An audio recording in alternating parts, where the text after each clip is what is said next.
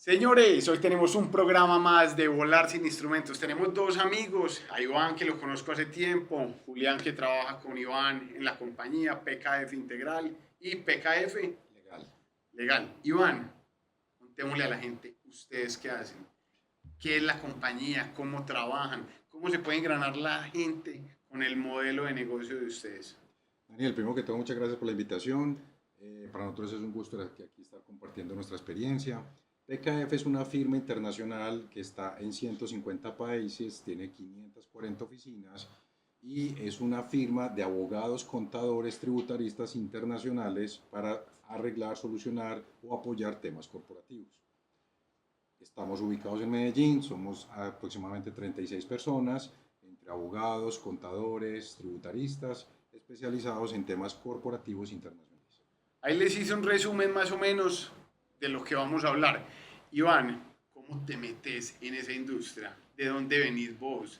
O sea, ¿cuál era el Iván y dónde estudió el Iván cuando empezó el colegio, la universidad? Ahí nos llevando para entender por qué llegas a esta industria. Daniel, yo terminé en el año 98 Administración de Empresas en la Universidad de Medellín. Trabajé como gerente administrativo y financiero de Del Monte Fresh Produce, una multinacional de banano, Clínica Las Vegas, Tigola, y montamos esta empresa hace más o menos unos 15 años porque no habían muchos abogados o contadores especializados en operaciones internacionales. Normalmente nos tocaba acudir a firmas en Bogotá que eran bastante costosas, no había mucho contacto en la parte operativa y pues llevamos 15 años trabajando especialmente con todos los principales bancos del país, bancos internacionales, estructurando líneas de negocios. Iván, ¿qué tipo de clientes los contactan a ustedes? O sea, ¿qué cliente te llama a vos para las operaciones? O sea, para empezar a entender y uno decir, ves que a mí Iván y su compañía me sirven mi modelo de negocio. Daniel, desde que nuestro gobierno se posicionó el 7 de agosto del 2022, como dato curioso, hemos hecho más de 180 sociedades en los Estados Unidos, nos contacta mucho clientes que quieren invertir en el exterior. Los destinos más comunes son España, República Dominicana, Costa Rica, Panamá, Estados Unidos. Nosotros hacemos todo el acompañamiento, desde crear los vehículos societarios, cómo monetizar las divisas, cómo declararlos si soy un colombiano, es decir, todas las empresas que quieran invertir o que quieran ampliar su actividad operativa en otro país. Iván, ¿por qué la gente hace eso? Primero por el riesgo país, porque todos sabemos que hay un riesgo país latente en temas de gobierno. Segundo, por expansión de nuevas fronteras. Tercero, por ver mercados de mejor poder adquisitivo. Y cuarto, para poder, digamos, a futuro tener fondos de capital o conseguir inversión extranjera. Iván, pero vení, eso, a ver, hay un misterio en el tema, o sea, para vos es muy fácil y para vos, Julián, es muy fácil hablar del tema, pero es un tema que, que de una u otra forma a la gente le da miedo, o sea, Correcto. ustedes lo llaman a un tema cambiario o un tema que no le quedó bien en el banco y usted queda muerto del susto. Sí. ¿Por qué te metes en esa línea tan, o sea, es un nicho muy nicho de negocio y es clave para todas las compañías que están creciendo hoy en día? Daniel, la mayoría de los empresarios tienen ideas de negocios, las ejecutan, pero se olvidan del componente tributario, contable, cambiario, jurídico, financiero. Normalmente cometen errores, lo llamamos técnicamente infracciones cambiarias. Si no tienen el adecuado la asesoría adecuada, pueden incurrir en un problema o en una falta cambiaria o en una infracción cambiaria. Por ejemplo, pongamos casos, porque mucha gente, tengo una compañía, importo diferentes productos y no tengo en la compañía, es que la mayoría de personas no tienen esa estructura en la empresa. A uno le dicen, vaya a Bancolombia y haga el giro, pero ¿cómo nacionalizo? ¿Cómo legalizo los recursos? ¿Cómo soporto ante la DIAN ese envío de dinero? Casi nadie tiene esa estructura. ¿Cómo entran ustedes a acompañar las compañías en el proceso? Daniel, cuando una persona está haciendo un proceso de importación, lo llamamos técnicamente una operación de obligatoria canalización. ¿Qué implica eso? Que si yo voy a tener una declaración de importación, debo tener una declaración de cambio asociada a esa importación. Es decir, me llega la mercancía aduaneramente, cambiariamente tengo que hacer el pago al exterior. Hay muchas empresas o muchos empresarios que realmente desconocen ese tema. Entonces, simplemente cuando la Administración de Impuestos, la DIAN, hace sus controles, aparecen importaciones que no fueron pagadas al exterior. O también aparecen anticipos, lo llamamos técnicamente numeral 2017, que no fueron legalizados en el intermediario del mercado cambiario o el Banco de la República. Entonces, es la información técnica o digital que la DIAN puede tener para imponerle multas, sanciones a ese importador porque no hizo un proceso adecuadamente. Entonces, la idea es siempre asesorarse con un profesional para no tener ese tipo de inconvenientes. Y yo creo que ahí es bueno complementar y que la gente también entienda un poco el por qué nacen este tipo de normas, ¿cierto? Digamos que Colombia es un país que controla mucho su moneda, la estabilidad de la moneda, y ¿Y a eso qué es se una debe eso? componente. El control pues es un atributo propio de todo Estado, querer tener una moneda que sea sostenible. Digamos que dentro de las cosas que nos podemos sentir orgullosos nosotros en el país es que más o menos a lo largo de los años hemos tenido una moneda estable, ¿cierto? Colombia es de los países de Latinoamérica que, por ejemplo, no ha retirado ceros dentro de su moneda. Todos los países, México, Perú, han retirado ceros. Colombia sigue teniendo los mismos ceros y seguimos hablando de millones de pesos y de cientos de miles, a diferencia de otros países. Y una de las tantas medidas que se llevan a cabo para eso es lo que nosotros conocemos como las normas cambiarias. Sí, Habría que hacer pues como todo un sí. recuento histórico, pero digamos que lo que busca controlar eso es la entrada y salida de divisas del país, ¿cierto? Y sobre todo controlarlo cuando hay ciertas actividades que pueden generar efectos económicos fuertes. Ejemplo, operaciones de importación y exportación. Entonces, por eso cada vez que estamos hablando de una operación de importación o exportación, en Colombia se regula y se le presta mayor atención. Es que se regula impresionante, o sea, Sí, claro, vos claro. Pero en el fondo también es una medida antilavado de activos que ese Colombia es tiene, el claro, trasfondo, claro, ¿sí o qué? claro. Porque alguien puede con unos fondos no legales, digámoslo así, Si comprar en el explícanos el exterior. caso. Digamos que hay unos fondos que no son lícitos. Esos fondos compran electrodomésticos en X país, los importan a Colombia, los venden y nadie pagó. Iván, ¿y el Ahí gobierno podría haber cómo un lavado de tiene activos. control de eso? Precisamente la Administración de Impuestos en todos los medios magnéticos, a través también de los intermediarios del mercado cambiario, que son los bancos comerciales, compañías de financiamiento comercial, ellos cruzan información, tanto aduanera como cambiaria. Entonces es una medida antilavado de activos realmente. Hay un tema, Iván, que mucha gente que está en la industria o en el negocio de importaciones tiene claro a los precios de referencia. Pero cuando no hay precios de referencia, ¿qué quiere decir eso? Usted, el celular, tiene un valor en el mercado y saben a cuánto cuesta importarlo. Hay muchos productos que no tienen precios de referencia. ¿Cómo se manejan en esos casos? Es un área muy amplia, Daniel, pero en precios de referencia hace más alusión a unas posiciones arancelarias en términos aduaneros y hay otra que se llama precios de transferencia, que es en términos tributarios cuando yo hago operaciones con partes relacionadas. Es decir, son los rangos intercuartiles, medias, medianas que yo debo manejar en esas posiciones arancelarias para demostrarle a la Administración de Impuestos que yo no estoy deteriorando bases fiscales, que yo no estoy trasladando utilidades a otro país. Es un régimen especial que regula a esos contribuyentes. Bueno, Iván, otra cosa. La gente, muchas de las personas que están comprando hoy en día productos en diferentes países le dicen a uno, no te puedo pagar con USDT o con bitcoins o con una moneda virtual. ¿Cómo funciona eso? Para que a la gente le quede claro, porque mucha gente queda, hágale, pague, pero ¿cuál es el problema cambiario que tiene? Daniel, desafortunadamente los criptoactivos en Colombia no son considerados medios de pago, entonces hay que tener mucho cuidado a hacer esas operaciones porque puedo estar incurriendo en una infracción cambiaria del 100%. Entonces ahí la idea es tener una asesoría adecuada porque no es tan sencillo que yo mande USDT a un proveedor o a que haga un exchange a moneda fiat y de ahí me pague la importación, ahí podría estar inmerso en una infracción cambiaria fácilmente. Iván, una de las cosas que ustedes hacen en la compañía es aperturas de empresas. Hubo una época que la gente empezó a abrir compañías en Panamá, en Dubái, en diferentes países. Hoy, con tu experiencia, ¿dónde recomendar abrir una compañía? ¿Y para qué le sirve a una empresa o a un family office hacer esta apertura?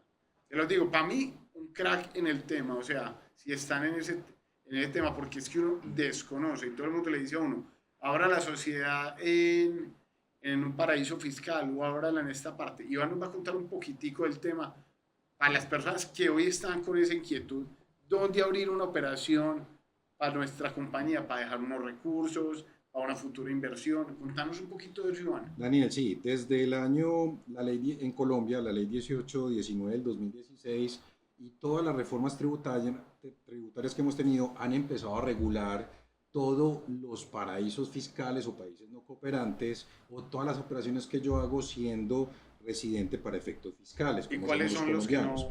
no son? Entonces no es conveniente tener paraísos fiscales que se llamen Luxemburgo, Caimán, BVI, Belize, o sea, son paraísos o son islas que no están pagando impuestos. La administración de impuestos tiene la capacidad de invocar una cláusula antiabuso y calificar esa empresa no residente como un contribuyente más. Entonces la idea no es tener sociedades offshore o paraísos llamados países no cooperantes, la idea es tener sociedades onshore taxadas. Hay unos decretos reglamentarios especiales que la recomendación es que tuviera por lo menos el 60% de la tarifa renta y complementario, eso da un 21%, es decir, si yo estoy en un país y declaro por lo menos al 21%, caso Estados Unidos o caso Panamá, que es una sociedad anónima pero con aviso de operación, taxada al 25%, seguramente no voy a tener contratiempos con la administración. ¿Qué quiere decir con avisos? El aviso de operación es que ante la Dirección General de Impuestos de Panamá, la sociedad está taxada por todas sus operaciones al 25%. O sea, no es offshore. Entonces, hay que tener mucho cuidado porque cuando hay contribuyentes o empresarios que dicen, realmente yo no quiero pagar impuestos, puede estar inmerso en un tipo penal o en cláusulas penales. La ley 2277 del año 22 ya estipula unos rangos para efectos de elusión, evasión, activos omitidos, pasivos inexistentes. Entonces no son operaciones recomendables. Realmente no es lo ideal hacerlo de esa Julián, forma. vos con tu experiencia hoy, ¿dónde abrirías una compañía? Es que uno decirle a una persona en abstracto dónde tener una compañía, pues Pero creo vos, que, o sea, no, habría que mirar el contexto y el para qué, un ¿cierto? empresario que trae repuestos y vende en 5 países de Latinoamérica repuestos y la operación base principal es en Colombia y vende en Ecuador, vende en Venezuela, vende en Chile. La tendría que tener en Colombia. Es decir, Sí, pero si quiere tener incluso una... lo conversábamos, qué pena te interrumpo, Daniel, lo conversaba la semana pasada con un cliente, justamente ese era el caso, tengo una posibilidad de empezar a importar hacia toda Latinoamérica, ¿en dónde me ubico? ¿Cierto? Y es una pregunta que es muy común.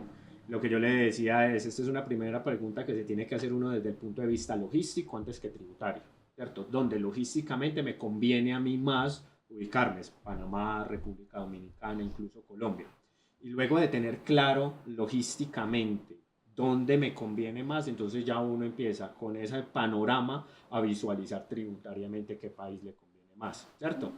¿Por qué? Porque uno podría hablar de muchos lugares, por ejemplo, Panamá puede ser atractivo en cuanto a tarifas, lo puede ser, pero por ejemplo reputacionalmente no es tan bueno Panamá. ¿Por qué no es tan bueno?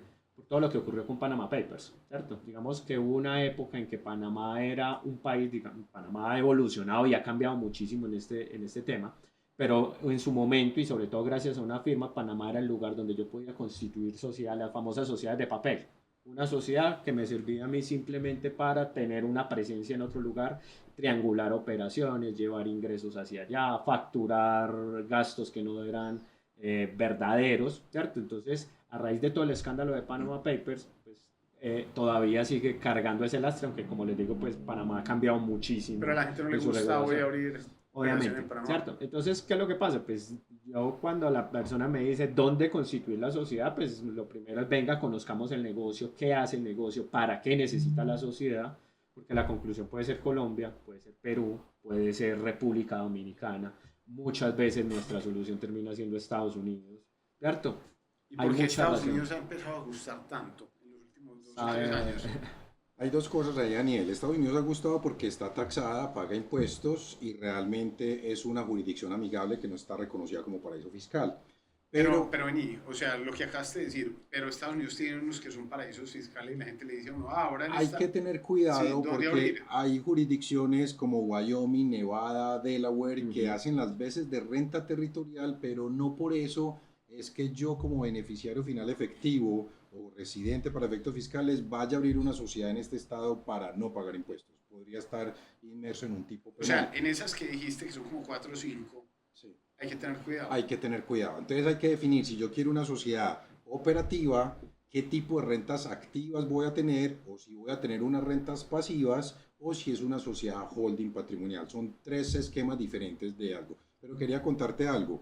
Colombia tiene también un régimen que ha querido copiarlo de varios países. Por ejemplo, en España están las EDB, empresas tenedoras de valores extranjeros, o acá tenemos las CHC, compañías holding colombianas, que es un régimen que permite que esos dividendos que yo tenga en el exterior no sean grabados. En otras palabras, es un beneficio que el gobierno le da al contribuyente para decir, no se me vaya para otro país a abrir sociedades. También es muy Y eso es muy común, bueno. no es relativamente, ¿cuántos Bueno, años? Tres, 4 o 5 años. 4 años más o menos. Y la gente, Pero ¿por qué no las conoce? hay que tener en cuenta, claro, Daniel, pero hay que tener en cuenta algo. El artículo 24 del Estatuto Tributario dice las rentas de fuente nacional. No por yo tener una sociedad en el exterior es que vaya a empezar a facturar acá. Puedo estar en tipos de evasión o ilusión, porque si yo estoy pactando precio, cosas y se hacen aquí los negocios, es un hecho generador en Colombia. Entonces hay que tener mucho cuidado con las sociedades del exterior. No sirven para todo y no se puede hacer de todo. Mucha gente dice, no, es que yo ya abrí fácil la sociedad y ya la tengo y empiezo a facturar. No, ahí puede tener un contratiempo, un problema con la administración de Es que abrir la impuestos. sociedad es lo más fácil, ¿cierto? Claro. Y uno encuentra en todo lado que le ofrecen, que le aperturan la sociedad incluso por internet. La pregunta realmente es para qué necesita uno la sociedad, ¿cierto? Entonces, si son operaciones de triangulación, hoy en día están prohibidas, cada vez son más controladas, para esquemas de evasión, de ilusión. Hoy en día también tenemos muchas restricciones y prohibiciones, ¿cierto? Que incluso raya, como lo señalaba Iván ahorita, con lo penal. Nuevamente, por eso es que siempre la pregunta es, en el marco del modelo de negocio, si es necesario contar con una sociedad en una tercera jurisdicción diferente a Colombia. Entonces, Daniel, un 80% de los casos que revisamos dicen, yo tengo una sociedad en el exterior, pero estoy enredado, ya no sé qué hacer con ella, o no he cumplido las obligaciones formales y sustanciales, casi que el 80% de lo que recibimos no está bien estructurado. Entonces ustedes entran, ¿qué hacen ustedes? Contémosle a la gente en resumidas, o sea, ¿qué hace la compañía PKF? Nosotros hacemos un diagnóstico de la operación, de las obligaciones que tiene esa empresa, qué está haciendo, qué es de fuente nacional, qué puede ser de fuente extranjera, qué tiene o no tiene precios de transferencia y tratamos de generar una estructura que no le tenga infracciones cambiarias o que no lo esté llevando a una ilusión o una evasión o un tema de omisión de régimen de precios de transferencia, es decir, evitarle sanciones a ese contribuyente. Iván, listo, entonces el cliente llega donde ustedes, los llama, se reúnen con ustedes, una llamada virtual o física. ¿Cuánto se demoran ustedes en dar un diagnóstico? Normalmente de un cliente, ¿qué les tiene que entregar? De un cliente llevamos más o menos una reunión de 1 hora y en esa reunión hacemos un due diligence de todos los documentos que nos debe anexar y posteriormente hacemos un análisis de cómo está su parte patrimonial y su parte operativa. Y después de eso, ¿cuánto se demoran en entregar ustedes más o menos el Tenemos análisis? casos entre un mes, 2 meses, hasta otros. Pero menos de puede 6 ser. meses ya uno Sí, tiene... normalmente sí, normalmente sí. Hay algunas veces que necesitamos periodos graduales de reporte en donde vamos haciendo los ajustes, pero vamos poniendo la empresa al día. Es que sí, sí es clave porque la gente no tiene en cuenta, o sea, si usted está en comercio exterior, usted tiene que tener a alguien, porque es que los contadores en Colombia... O sea, Iván, vos llegas acá donde una empresa normal, que está con operaciones trayendo materia prima de la India, de Bangladesh, normalmente el contador no tiene claro el tema, ¿o Pero sí? ¿sabes por qué, Daniel? Resulta que los contadores tienen tanta carga operativa con la administración de impuestos en temas de IVA, retención, ICA, renta, medios magnéticos, que difícilmente pueden tener otros conocimientos en tema internacional. Por esa razón, hay abogados especializados en esa área que pueden apoyar a ese contribuyente o a ese comerciante para que no tenga infracciones o O sea, sanciones. ustedes entran y Apoyamos apoyar el el proceso, proceso con el tal contador que cual. tiene la También tenemos operación. equipo propio contable, 27 personas, para aquellas empresas que a lo mejor es una contabilidad un poco más especializada en términos internacionales y tenemos nuestro equipo contable también. Y ese equipo, dime, No, que hay, pues tenemos de todo como en la variedad de clientes. Hay algunos clientes que trabajan con su contador de confianza, con el de toda la vida. Lo que nosotros llegamos simplemente es apoyarlo en estos temas tan especiales que tienen las operaciones internacionales, Hay otros clientes que quieren delegar toda la parte contable, entonces también trabajamos pues como con todo el equipo Eso contable me de parece nosotros. clave. Iván, ¿a ustedes qué es lo que más les funciona? Tomar la operación contable. Claro, nosotros, Daniel, siempre hacemos un diagnóstico patrimonial. En términos de planeación patrimonial sucesoral, hay varias novedades en Colombia en donde Contemos, miramos, es que ese tema me para una nota. hay temas en donde la ley 1996 del año 2019 ya removió la interdicción judicial. ¿Qué quiere decir? Que si ya la persona en estado vegetal tiene mediante una ayuda profesional cómo tomar las decisiones blanco o negro, ya no se puede nombrar interdicto. Y la Corte Constitucional mandó a revisar todas esas interdicciones judiciales. También la ley 2442 del 2024 permite la separación unilateral, es decir, unilateralmente ya la persona mete una demanda y puede hacer una liquidación de la sociedad conyugal. Entonces son temas que van avanzando en donde tú dices, bueno, estás generando renta, estás generando utilidades como importador, como exportador, e-commerce, dropshipping, lo que sea, pero ¿dónde estás parqueando? ¿Dónde estás poniendo esas utilidades? Es muy importante tener una empresa para mi actividad operativa, que tiene riesgo contractual y extracontractual, y otra empresa para mis cosas patrimoniales. Eso es muy común porque vemos empresarios que tienen nóminas grandes, pero también tienen su bodega, tienen su casa, su carro, y pues cualquier medida cautelar, laboral, civil o de familia, puede bloquear esa operación. Contemos un caso puntual que eso, tengo un empresario muy cercano que le pasó y le quedaron todas las cuentas bloqueadas y quedó, Por pero eso la planeación patrimonial, Daniel, va es qué son los activos que tenemos que sacar a un lado, cuáles son los propios de la empresa y cómo esas utilidades pueden pasar a persona natural o a persona jurídica. ¿Qué es lo que está pasando con las últimas reformas tributarias? No es muy conveniente subir patrimonio en persona natural, porque tengo impuesto permanente a la riqueza, voy a tener aportes para la UGPP, voy a tener unas condiciones que pueden ser no tan atractivas como sí lo puedo tener en una empresa patrimonial. Entonces, la primera recomendación, como cualquier abogado, el contador del mundo va a recomendarlo, es tenga una empresa patrimonial y tenga una empresa operativa. o sea, en su empresa habrá dos. Correcto. Diferentes. Una para parqueo, para manejo de su capital y sus bienes, y otra para la parte operativa. Fíjate, Daniel, que eso es muy importante en el Eso, contexto eso es de clave. nosotros, porque si estamos hablando de comercio electrónico, importaciones, exportaciones, el riesgo se hace mayor, ¿cierto? Entonces, Explícanos por qué. Porque uno dice, ay, sí, a ver. porque yo no sé si de pronto las personas que nos están escuchando en este momento ven que vamos saltando de parte de aduanera, después estamos hablando de interdicción, estamos hablando de temas de familia, y es que en últimas las No, todo se sociedades en relaciona. Colombia terminan siendo sociedades familiares, es decir, nosotros tenemos muy poquitas sociedades en Colombia que podamos hablar de grupos independientes de accionistas, las grandes sociedades tal vez que cotizan en bolsa, pero el resto, la gran mayoría de compañías en Colombia son de familias. De esos familiares. Entonces, ¿qué pasa? Cuando uno hace un análisis y un acompañamiento a la empresa de familia y entonces arranca con el tema de es que yo hago comercio exterior, listo, haces comercio exterior, ¿a qué riesgos estás sometidos? A este, y en dónde está el patrimonio. En la misma sociedad que está asumiendo todos los riesgos, ¿cierto? Es decir, la misma empresa con la que yo importo es la que tiene la casa donde está mi familia viviendo en este momento.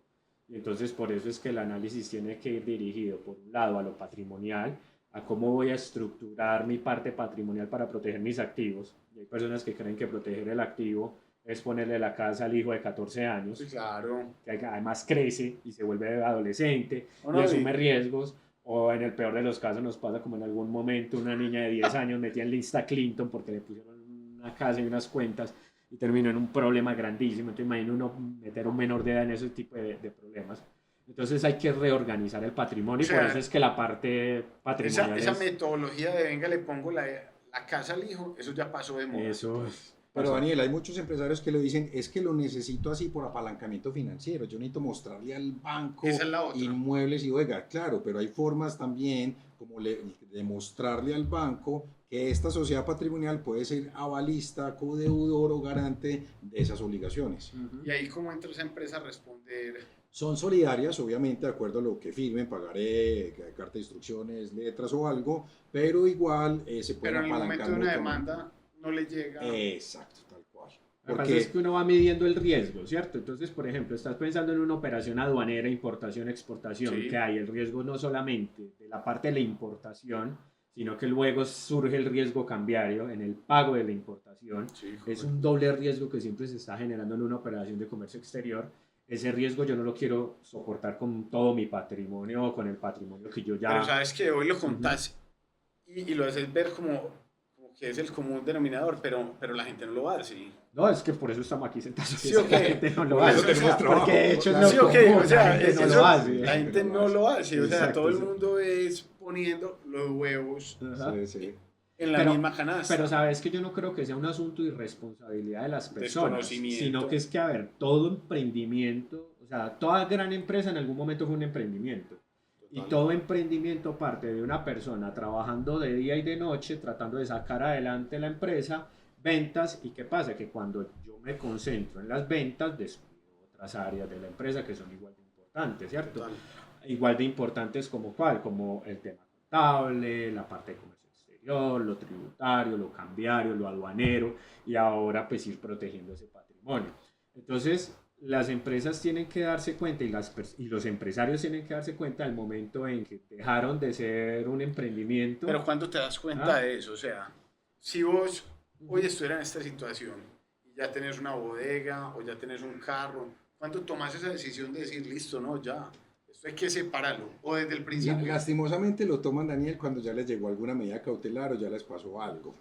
¿Vos qué recomendación? O sea, para la gente que te está escuchando. Es las personas que creen que su empresa está perfecta, está rodando bien, que tengan una asesoría, que es una especie de auditoría externa, que son personas especializadas que pueden decirle esto tiene un riesgo, una contingencia o esto puede tener esta implicación. Pero vos lo harías desde qué momento en tu empresa. Normalmente siempre lo hacemos desde una persona que tenga un apartamento de 450 millones de pesos hacia arriba. Decime dólares. Desde 100.000 dólares. Sí. 100.000 dólares metido en el activo de la sociedad que está operando. O sea, su patrimonio en este momento son 100.000. Cuando se tenga más de 100.000 dólares. Es lo ideal, es revisar, mirar muy bien qué está haciendo, cómo lo está haciendo, las contingencias laborales, comerciales, cambiarias, tributarias. Sabemos que hay acciones en temas de impuestos que repercuten directamente contra el representante legal, que es solidaria e ilimitadamente responsable. Entonces es hacer un diagnóstico de cómo está el estado de cuenta de la DIAN, en ICA, cómo están sus impuestos, cómo están sus contratos laborales, los aportes para fiscales. Hay muchas variables de ese empresario que pueden generar riesgo y que pueden suspender la operación. Yo complemento. Yo creo que más de uno le está comiendo las uñas en este momento y diciendo, no, pero vení, ¿cómo llaman a nuestros manes? Es que fíjate que hay algo que señaló Iván que es muy importante y es la planeación patrimonial. Hay un momento para hacerlo. Y hay un momento en que ya no es posible hacerlo. ¿Cuándo no es posible hacerlo? Explíquenos eso. ¿Cuándo se debe hacer? Cuando yo considere que tengo un patrimonio que tengo que proteger. ¿Cuándo considera usted? Sí. No, yo es diferente a la de cualquier persona. No, yo pero, por lo menos desde que tenga mi apartamento libre, seguro, o sea, estoy el caso tranquilo. de Iván, Exacto. 100.000 yo no le pongo 100.000, póngale que sea menos, pues, o más. Póngale 50.000 dólares. ¿Cierto? Lo que yo no quiera perder, ¿cierto? Podrá alguien decir, es que yo no quiero perder mi carro, ¿cierto? Sí, total. Pero llega un momento en que esto no es posible ya hacer. ¿Por qué? Entonces paso a contar cuándo no es posible. ¿Cuándo? Ya me estoy divorciando. ¿Cuándo? Ya atropellé a una persona. ¿Cuándo ya tengo la investigación de fiscalía? ¿Cuándo ya el empleado presentó la demanda? Por eso el momento de tomar la decisión para la planeación patrimonial es cuando yo estoy tranquilo. No cuando tengo el estrés del problema encima. ¿Por qué? Porque es que cuando yo ya tengo la demanda, ¿qué pasa? Que de pronto ya ya ahí empieza a tomar un matiz diferente y es estás escondiendo un patrimonio que no es una responsabilidad. Saliste en el carro, te responsabilidad. tomaste unos tragos, pisaste una persona y tenés todo tu capital a nombre tuyo. Imagínate al día siguiente, después de haber atropellado a una persona, salir en una notaría vendiendo todos los bienes. Puedes incurrir en temas penales. O sea, y eso pasa. Hay veces la gente dice, listo, pisé una persona o tuve este problema y va y cambia todo y lo pone a nombre de... Porque esos potenciales acreedores podrán invocar simulación o acción pauliana, o sea, medidas que hacen de desconocer esa operación.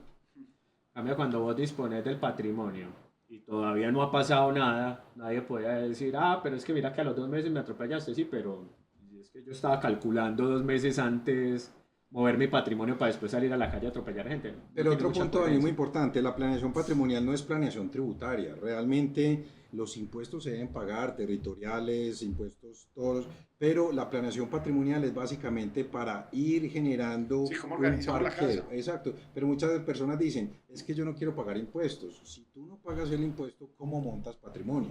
Lo bueno de pagar el impuesto es que se puede montar el patrimonio y puedes trabajarlo. Puedes generar inversión colombiana en el exterior, portafolios, inversión en acciones, puedes hacer muchas cosas. Entonces, por eso hay personas que dicen, es que yo no quiero pagar impuestos, pero ¿cómo vas a montar tu patrimonio si no vas a pagar impuestos? ¿Y qué riesgo estás generando en ese patrimonio? Que no es lo recomendable. Oye, hay gente que te recomienda mil maromas, pero cuando estás enredado, ahí sí nadie te vuelve a Ahí sí, ayudar. ¿no? Y no hay defensa y la administración y la fiscalía tienen totalmente acciones que hacer contra ese patrimonio, contra esa persona. Planeación sucesoral en Colombia. ¿Cómo es ese tema, Iván, hoy Es en más día? o menos lo que estábamos hablando, pero hay que hacer un escaneo o un paneo de qué tengo en la sociedad conyugal, quién es mi familia, mis padres, no, muchas veces hay núcleos independientes, pero todo depende de la voluntad de que ese empresario quiera hacerlo. Pero hay muchas formas. Ustedes van a ver muchísimos abogados que tienen formas desde locales, internacionales, todas son, tienen sus ventajas, sus desventajas, pero la invitación siempre es a mirar cómo está mi componente familiar, si tengo una sociedad conyugal vigente, si tengo hijos menores de edad, si tengo hijos mayores de edad que ya están trabajando o que Iván, pero potencialmente se van a montas tú eso, o separar. sea, si yo te Claro, digo, montame una sociedad con todos mis hijos, necesito montarla en este país. claro, claro, pero hay que revisar en qué condiciones y cómo están esas sociedades conyugales, cómo están esos hijos, qué edad tienen, cuál es tu legado, tu voluntad o qué quieres hacer con ese patrimonio. ¿Y Es hasta una qué época la sumatoria. puedo hacer? ¿Por qué pones tanto y por qué referencias tanto la edad de los hijos? Porque no es lo mismo poner patrimonio a menores de edad, pues que realmente los tutores o los gestores son los padres, o sea, los padres son los que toman las decisiones, por decirlo así. Es mejor a hijos mayores de edad, pero pues si van a separarse o a quebrarse una o dos veces en la vida, pues un apartamento que le entregué a mi hija, en el caso mío, pues está sujeto a medidas cautelares también porque se separó o porque se quebró. Entonces hay que mirar qué sociedad ¿Cómo se pongo de protege también? parqueo para protegerle ese patrimonio y que pueda hacer su vida económica tranquila. Julián, ¿qué hay de nuevo en materia tributaria? Y usted me dijo, no me pregunte eso, que me va a poner, vea, Lo que pasa es que, digamos que le los hago una pregunta, ¿por tributaristas, qué me dijo que no le preguntara eso? lo que pasa es que no ha habido un gran cambio hoy en día que uno pueda decir, hubo una reforma tributaria Por reciente. eso, Exacto, entonces por eso es que no la ha habido. Es decir, nosotros no tenemos reforma pero hace tributaria poco no ahorita hubo una reforma hasta el tributaria. 2022, no, nada, no hemos tenido. 2277-2022. Estamos pendientes de que ahorita a finales de agosto el presidente de la República radique un proyecto de reforma tributaria. Por ahí se viene parece ser que la propuesta es gravar muy fuerte las herencias, entonces que cuando las personas Pero para eso fallezcan, no está creada la sociedad familiar y listo. bueno, en cierta medida también para eso justamente es una gran ventaja de contar con un esquema de protección patrimonial que permita pasar el patrimonio de una parte a otra de la familia sin necesidad de adelantar un proceso sucesoral. Es No lo más necesariamente importante. impositivo, porque hay Ujú. algo que se llama enajenación indirecta. Que es que así me evito todos los impuestos. No necesariamente. Ujú. No, tampoco es Agiliza como lo- trámites sucesorales, pero no es para enfoque tributario. Y el tema de los dividendos, Iván, ¿cómo se manejan? El tema de los dividendos en Colombia ha sido muy manoseado desde el año No, 2016. es que casi que Ha cada habido reforma... Sí, porque los formas. quieren tocar para Claro, ello. pero básicamente hay una tarifa adicional de dividendos cuando una sociedad paga el 35% renta y complementarios, normalmente está el 10% si es esa persona jurídica, un 15% si es persona natural o un 20% si es un no residente, es decir, son tarifas adicionales a los dividendos. Entonces, por eso hay que tener en cuenta es dónde está ubicado ese accionista, si es persona natural, si es persona jurídica, si es No, es que declarante o Iván, no. uno ustedes los Es necesita como aprovechar para todo, esa tarifa realmente. adicional de dividendos porque se vuelve que la tasa efectiva de de esa empresa puede pasar, pues la ANDI y otras entidades han dicho del 50 y algo hacia arriba, porque son la tarifa efectiva o el impuesto final efectivo que tengo después de impuestos territoriales, renta. Entonces hay que tener una buena asesoría para mirar cómo voy haciendo más eficiente esa planeación tributaria. A veces la respuesta es ni siquiera distribuir dividendos. Es decir, buscar alternativas de Pero pues, o aprovechamiento. sea, lo dijiste muy fácil.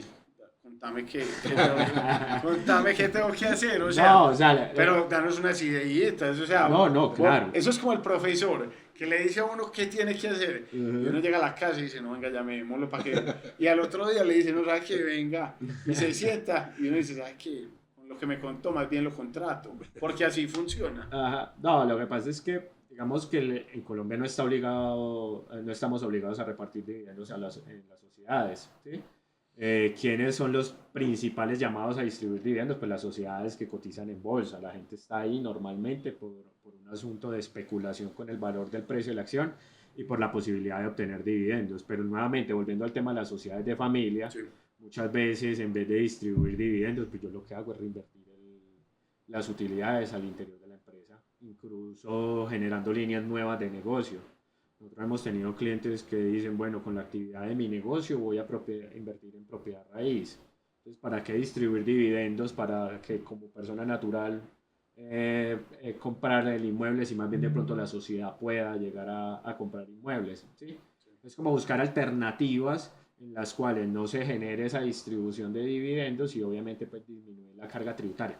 Porque justamente, y era un tema cuando me preguntabas ahorita sobre las novedades, hoy las novedades es cómo vamos a mirar para garantizar el cumplimiento de las obligaciones que cada vez son más.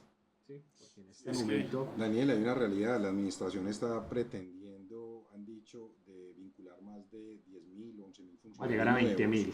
Para llegar a 20.000 funcionarios, que pueden ser funcionarios a lo mejor no muy bien capacitados, pues casi que requiriendo a muchísimos contribuyentes. Entonces, todo va en cómo estoy articulando mi empresa y qué soporte técnico tengo ante una defensa tributaria de la administración de impuestos, que no sé, que por un error el empresario diga, yo no sabía de esto, nadie me dijo, yo pensé que estaba bien. Es simplemente revisar con los profesionales idóneos para uno mirar, tengo un negocio a largo plazo. No, y que ahorita la DIAN se está capacitando mucho más, o sea, el esfuerzo que está haciendo la DIAN, y yo creo que las personas que están entrando y las que ya están con la experiencia que tienen, y ahorita con todo el uso de la tecnología que tenemos, Sí, ya ubicar un pues, evasor. o sea, lo de comprar facturas, que era lo que hacía antes la gente para bajar renta, o yo no declaro este ingreso, cada vez es más difícil, por no decir imposible, y ya realmente la función y la labor de nosotros los asesores tributarios es garantizar el cumplimiento, mirar cómo se puede tener un impuesto sobre la renta que sea manejable dentro de la empresa, y cuando digo manejable es acorde con la realidad económica de la empresa y que sobre todo se cumpla, porque a veces la carga tributaria termina siendo incluso mayor que la norma quiere, de cuenta de la falta de cumplimiento. Explico, le voy a pagar a una persona natural y no le verifico aportes a la seguridad social. Esa Es persona, muy típico. es típico, y 10 millones de pesos que le pago son 10 millones de pesos que estoy perdiendo de gasto en mi empresa, son 3 millones y medio que estoy regalándole de más a la DIAN. ¿Por qué? Explícanos. Porque Porque la gente, yo quiero que cualquier persona que escuche esto lo entienda. digamos Un que caso puntual. el impuesto sobre la Usted renta... manda a remodelar su apartamento Ujú. y consigue una persona que le dice, no, yo voy, le organizo todo y le pinto todo y no le hago factura. Fíjate lo que estamos hablando ahorita, incluso antes de empezar esta grabación. Sí. Estamos hablando de listo, yo voy a mandar, tengo un Airbnb, Sí. mi actividad económica es explotar económicamente este apartamento. Yo ya sé que en el impuesto sobre la renta toda utilidad está grabada al 35%. Es decir, el 35% de mi utilidad se lo va a llevar la DIAN. ¿Qué pasa? Que si yo mando a pintar mi apartamento y mi apartamento me vale la pintura 1.000.000 de pesos y contrato a una persona que no emite factura, que no paga seguridad Y que le social, sale súper barato supuestamente. que le pago en efectivo, pues listo, le pagué 1.000.000 de pesos, súper bien, pero resulta que estoy perdiendo el 35%, entonces realmente me salió en 1.350.000 pesos. Y por no contratar al otro que es formal, que sí me va a emitir la factura, que me va a cobrar 1.200.000, estoy perdiendo plata, ¿cierto? Sí, claro. Entonces, la norma tributaria tiene un montón de requisitos pequeñitos que si uno no los verifica, no se cumplen, todo eso es plata que va perdiendo la empresa, es un mayor impuesto que se genera cada año, y eso es todas las empresas, todas las empresas. Pero la gente desconoce mucho ese tema y Ujú. piensa que es un negociazo. Tal cual. Bueno, ahí se la resumí. Iván, ¿cómo la gente se puede contactar con ustedes? ¿Qué tiene que hacer? ¿Por qué canal? Nuestra página web, PKF-integral, ahí nos encuentra. Estamos ubicados en Pampsaño, aquí en el poblado de Medellín. Y ahí estamos en redes sociales también, como PKF Integral. El público tiene unas preguntas que yo creo que son claves porque esos manes sí saben. Aquí se las vamos a hacer y ustedes nos las responden y nos dicen, es por este lado, lo podemos hacer por acá. Tenemos 15 minuticos de preguntas.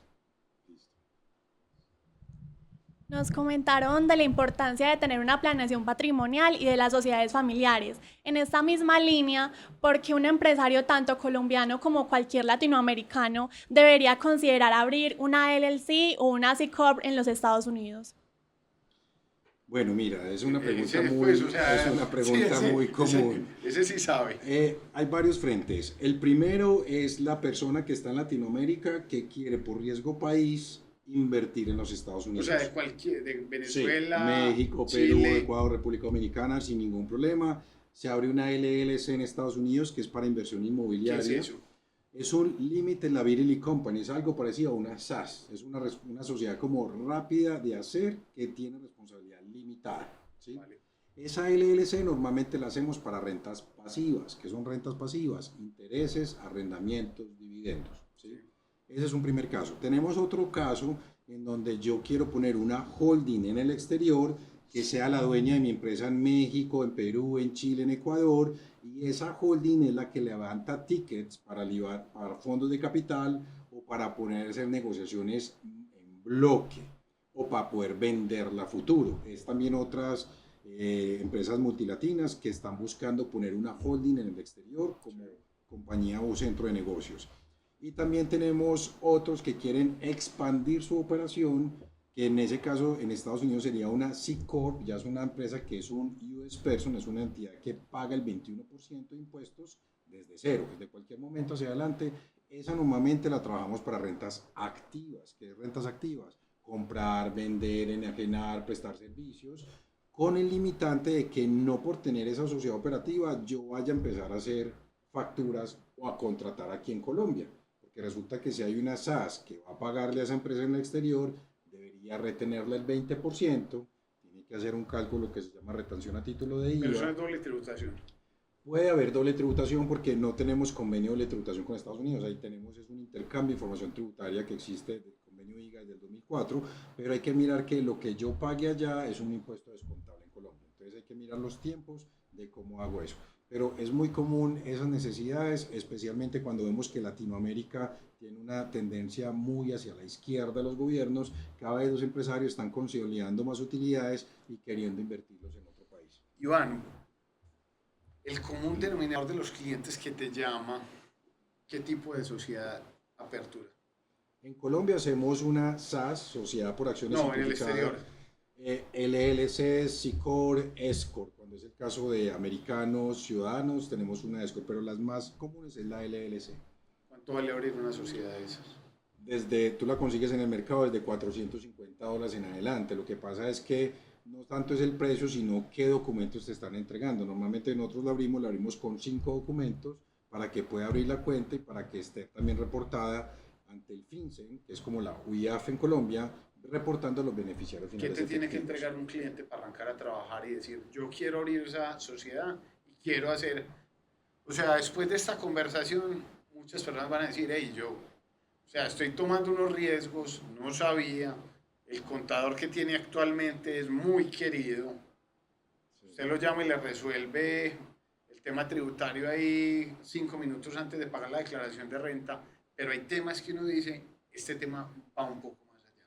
Daniel, el primer paso es que nos contacte, el segundo es que pedimos unos documentos entre pasaporte, cédula, hacemos un formulario de tratamiento y política de datos, un formulario también de compliance, ARLAF, SAGRILAF, que es un tema de revisión antes de esa persona, y lo acompañamos aperturando la sociedad, pero también le explicamos qué puede hacer y qué no puede hacer. No es tan fácil de decir, yo abro una sociedad en los Estados Unidos y con eso ya puedo hacer de todo y allá no pago impuestos. Es un comentario que hay desafortunado porque la gente cree que abrir una LLC en Estados Unidos es sinónimo de no pagar impuestos, y lo cual no es cierto. Entonces puede terminar pagando impuestos allá y acá si no lo hace bien. Porque puede que pague allá más poquito, pero si es residente para efectos fiscales termina a pagar acá. La diferencia diferencia. ¿Qué quiere decir eso? Que está un periodo de tiempo más... Lo que quiere decir es que cuando yo soy residente para efectos fiscales tengo renta mundial, yo tengo que reportar ingresos de fuente nacional y fuente extranjera. Entonces, si yo tengo una sociedad en el exterior, tengo que hacer una declaración de activos en el exterior donde le estoy diciendo a la administración de impuestos que yo tengo esa sociedad en el exterior. ¿Y eso va relacionado con el periodo de tiempo que uno está viviendo en el país o no? Dependiendo, artículo 10 del Estatuto Tributario, si son nacionales hay 5 pasos, si tengo más del 50% de los ingresos, más del 50% de los activos, mi núcleo familiar, pero en la mayoría de clientes que nos contactan son residentes para efectos fiscales. Yo creo que con esa quedamos bien. Iván, muchísimas gracias. Julián, Muchas muchísimas gracias. Mucho gusto. Gracias por Les la vamos a invitación. poner ahora los datos para que los contacten, para que sepan cómo están operando, qué tipo de negocio tienen y para que la gente analice cada una de las sociedades, porque es que lo que me decían ustedes es que Daniel, cada sociedad es un mundo diferente, a cada cliente es clave uno sentarse con él y hacer o establecer qué van a hacer de acá para adelante, porque en la mayoría de los casos que ustedes encuentran, yo creo que ustedes encuentran unos temas que ustedes dicen, por lo menos me llamó, porque sí, okay, yo creo que ese es el común denominador. Lamentablemente llegan normalmente después de, pero cuando ya el error está cometido, pero afortunadamente no hemos encontrado casos donde... Sí, pero no les dé miedo, o sea, llámenlos, pregúntenle, porque Iván, vos asesoras mucha gente acá en Colombia, o sea... Ya, Daniel, llevamos 27 años en ese proceso.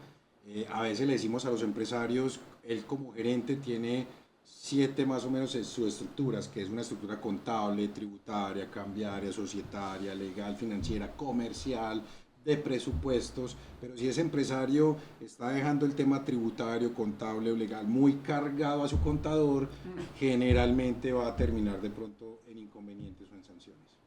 Iván, qué buen momento. Julián, muchas gracias. Muchas Gracias, Daniel, por la invitación. Será hermano. Bueno.